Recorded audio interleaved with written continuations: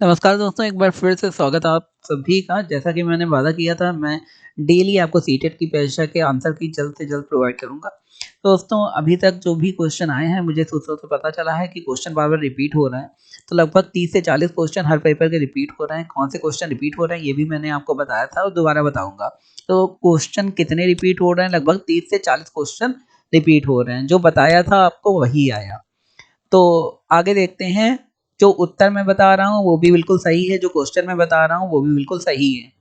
तो दोस्तों, एक चीज़ की आपसे गुज़ारिश है कि इतनी मेहनत करने के बाद आप लाइक, शेयर, सब्सक्राइब नहीं कर रहे हैं। चैनल सब्सक्राइब करना बहुत ज़रूरी है, जिससे मोटिवेशन मुझे भी चाहिए, जैसे आपको चाहिए, मोटिवेशन बना रहे। अगर कह नहीं रहा हूँ तो आप सब्सक्राइब भी नहीं कर रहे हैं, तो हमारा चैनल ज़रूर सब्सक्राइब करें। तो दोस्तों, मैं ऐसे ही नहीं कह रहा हूँ, मैंने पहले मेहनत करी है, करके दिखाया, उसके बाद मैं आपको पढ़ा रहा हूँ। तो दोस्तों, प्राइमरी में मेरे 125 आए थे 150 में से, और जूनियर में 107 आए थे 105 50 में से। तो दोस्तों, पेडागोजी में देख सकते हैं 29, 21, 24, 26 और 25 इतने मार्क्स आए थे। तो दोस्तों, तो आप समझ सकते हैं कि मेहनत तो करी होगी, और तभी मैं आपको यहाँ पे पढ़ा पा रहा हूँ। तो दोस्तों, सब्सक्राइब ज़रूर करें। आप भी मेहनत करिए, आपके भी बिल्कुल आएँगे, बस हमारे चैनल से जुड़े रहिए। चलिए दोस्तों, आगे देखते हैं। पहला क्वेश्चन हमारा, वह अवस्था जब बच्चा तार्किक रूप से वस्तुओं व घटनाओं के विषय में चिंतन प्रारंभ करता है, कौन सा है? तो बच्चा वस्तुओं और घटनाओं के विषय में चिंतन तब प्रारंभ करेगा जब वो उन्हें समझेगा। तो औपचारिक संक्रियात्मक अवस्था, ऐसा तो नहीं, औपचारिक में वो स्टार्ट तो नहीं करता, प्रारंभ तो नहीं करता, वो काफ़ी कर चुका होता है। आगे पूर्व संक्रियात्मक अवस्था, इसमें भी नहीं। जब संक्रियात्मक हो ही नहीं रहा है, बच्चा सोच ही नहीं रहा, तो कैसे वो सोचेगा? आगे क्या है? संवेदी प्रेरक, संवेदना बहुत छोटे बच्चों में होती है, जो बच्चे छू के किसी चीज को देखते हैं या वैसे, तो ये भी नहीं हो गया। तो मूर्त संक्रियात्मक अवस्था, जब बच्चा किसी चीज की इमेज, फोटो अपने मन में बना पाएगा, तभी उसके बारे में वो चिंतन करेगा। तो इसका सही आंसर है मूर्त संक्रियात्मक अवस्था। आगे क्वेश्चन देखते हैं। मन का मानचित्रण संबंधित है। तो मन का मानचित्रण किससे संबंधित है? साहसिक क्या कार्यों की क्रिया योजना से, या फिर बोध बढ़ाने की तकनीक से, या फिर मन की क्रियाशीलता पर अनुसंधान से, या फिर मन का चित्र बनाने से। तो मन का मानचित्रण किस चीज से? चित्र बनाने से तो नहीं होगा, बोध बढ़ाने से भी नहीं होगा, या फिर साहसिक कार्यों से भी नहीं होगा। मन की क्रियाशीलता बढ़ाने पर, उससे उसमें समझने सोचने से मन का मानचित्रण बढ़ेगा। जितनी चीजें आप देखेंगे, सोचेंगे, समझेंगे, उतना ही अच्छा आपके लिए रहेगा।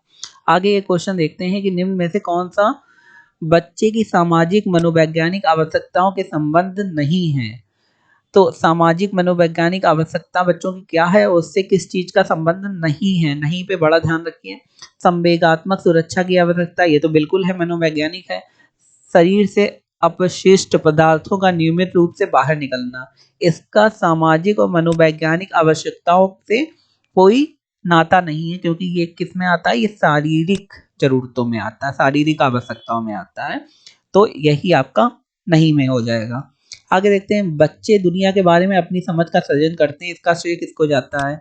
ये क्वेश्चन बार बार आता है और ये रिपीटेड भी है। इसका श्रेय जाता है जीत पियाजे को।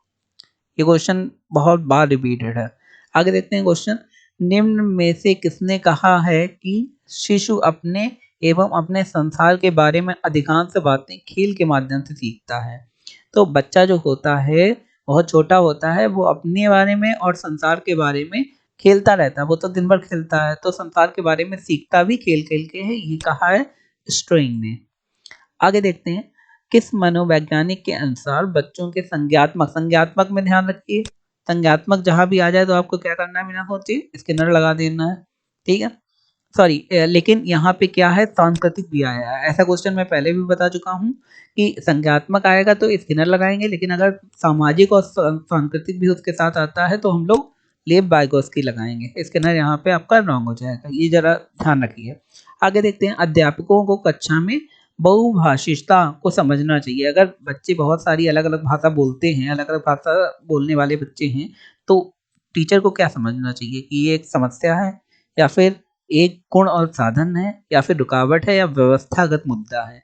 तो टीचर को समझना चाहिए कि ये एक गुण और साधन है, जिससे वो खुद समझ सकता है, सीख सकता है और बाकी बच्चों को सिखा सकता है। आगे देखते हैं। निम्नलिखित में से किस अवस्था में बच्चे अपने समवयस्क समूह के सक्रिय सदस्य हो जाते हैं?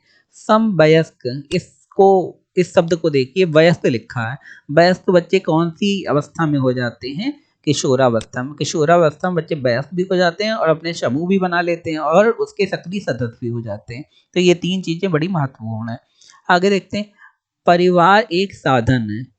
परिवार अनौपचारिक शिक्षा का साधन है या दूरस्थ शिक्षा का? दूरस्थ का तो हो नहीं सकता क्योंकि बच्चा परिवार में ही रहता है। आगे गैर अनौपचारिक शिक्षा का? गैर अनौपचारिक शिक्षा का साधन हो नहीं सकता क्योंकि गैर अनौपचारिक मतलब औपचारिक शिक्षा। औपचारिक शिक्षा परिवार में तो नहीं दी जा सकती, वो तो स्कूल में दी जा सकती है। औपचारिक शिक्षा ये स्कूल में दी जाती है। तो परिवार किसका साधन है? अनौपचारिक शिक्षा का एक साधन है। परिवार कह लो या समाज कह लो। आगे देखते हैं, एक शिक्षक विद्यार्थियों में सामाजिक मूल्यों को विकसित कर सकता है। कैसे कर सकता है? महान व्यक्तियों के बारे में बोलकर, वो बताए बच्चों को कि महान व्यक्ति कैसे थे, क्या थे। उन्हें अच्छी कहानियां सुनाकर, ऐसे कर सकता है, कहानियां सुना, या फिर आदर्श रूप से बर्ताव करके, या फिर अनुशासन की अनुभूति को विकसित करके। तो दोस्तों आपको पता है कि बच्चे जो हैं दूसरे का अनुकरण करके ही सीखते हैं। तो सबसे सही आंसर इसका क्या होगा? आदर्श रूप से बर्ताव करके। आगे देखते हैं क्वेश्चन, मनुष्यों मतलब मानवों जीन किस में स्थित होता है? तो किस चीज में मानव का जीन स्थित होता है? वो होता है हमारा क्रोमोसोम। कंफ्यूज बिल्कुल मत होना, ना तो साइटोप्लाज्म है मतलब कोशिका द्रव्य नहीं है, ना राइबोसोम है, या कोशिका झिल्ली भी नहीं है, वो है क्रोमोसोम गुणसूत्र। ये आपने पढ़ा ही होगा। Yes chromosome, Y chromosome. आगे देखते हैं, शैक्षणिक मनोवैज्ञानिक किसमें अधिगम के साथ अधिक चिंतित होते हैं? तो शैक्षणिक मनोवैज्ञानिक अधिगम के साथ किसमें अधिक चिंतित होते हैं? मतलब जो मनोवैज्ञानिक है वो पढ़ते भी हैं, बच्चों के पढ़ना भी समझते हैं और चिंतित भी होते हैं। औपचारिक वातावरण में, अनौपचारिक वातावरण में, भौतिक वातावरण में, या फिर सामाजिक वातावरण में। अब अधिगम बच्चा हर जगह करेगा, लेकिन जहाँ चिंतन हो वो क्या होता है? वो होता है औपचारिक वातावरण। ठीक, आगे देखते हैं, एक क्वेश्चन मैथ का आया है, -3 से कम लेकिन -8 से अधिक पूर्णांक को की संख्या बताइए। अब एक चीज बताइए, -3 यहाँ पे लिखा है। अब अगर -3 से हम लोग बढ़ेंगे तो इधर क्या जाएगा? -4 जाएगा, फिर -5 आएगा, ठीक है, फिर -6 आएगा, फिर -7 आएगा, फिर -8 आएगा। ठीक है, इतना आपको समझ में आ गया? उल्टा ही चलता है माइनस में। तो -3 से कम मतलब इससे कम, अगर इससे ज्यादा होगा तो -2 की तरफ जाएगा। ठीक है, -3 से कम मतलब इधर -4 की तरफ जाएगा, और -8 से अधिक। अब -8 ये अगर यहाँ पे लिखा है तो अधिक माने क्या होता है? मतलब इधर तरफ जाना, प्लस की तरफ जाना, तो इधर तरफ जाएगा। तो पूर्णांकों की संख्या कितनी है? अब -3 से कम कौन सा है? -2 तो -3 से ज्यादा है, -3 तो बराबर है, -4 या फिर 6, तो 6 तो प्लस में आ गया, -3 से बहुत ज्यादा है। और तो क्या बचा हमारा? -4। -3 और -8 के बीच में -4 आता है, तो ये हमारा आंसर सही हो गया दोस्तों, -4। तो दोस्तों आई होप आपको समझ में आया होगा पूरा क्वेश्चन। और अब मैथ्स के ऐसे ही क्वेश्चन आए हैं, बहुत टफ नहीं आए हैं, तो आई होप आप कर पाए होंगे एग्जाम में। आगे देखते हैं, अचल का विलोम, ये बार बार रिपीटेड क्वेश्चन है, ये आया है एग्जाम में बार बार, तो मैं बता रहा हूँ उसका विलोम होगा चल। ठीक है, आगे देखते हैं क्वेश्चन, जो जीता ना जा सके वाक्यांश के लिए एक शब्द बताइए। तो जो जीता ना सके उसे क्या कहते हैं? अजेय।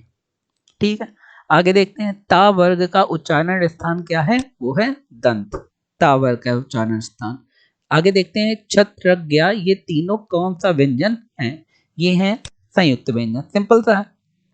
आगे देखते हैं, यदि बीते कल से पहला दिन बुधवार था तो रविवार कब होगा? अब बीते कल से पहला मतलब कल था मंगलवार, उसके पहला, और बीते कल से पहला बुधवार था मतलब कल था गुरुवार और आज है शुक्रवार, तो रविवार कब होगा? मतलब कल शनिवार होगा और उसके अगले रविवार होगा, तो आने वाले कल से अगला दिन रविवार होगा। दोस्तों धन्यवाद। अगर आपको वीडियो हमारा पसंद आया तो बार बार मैं कह रहा हूँ, हमारे चैनल को सब्सक्राइब जरूर करें और नोटिफिकेशन बेल को दबाएं, जिससे सबसे पहले वीडियो आए, और लाइक जरूर कर दें। धन्यवाद।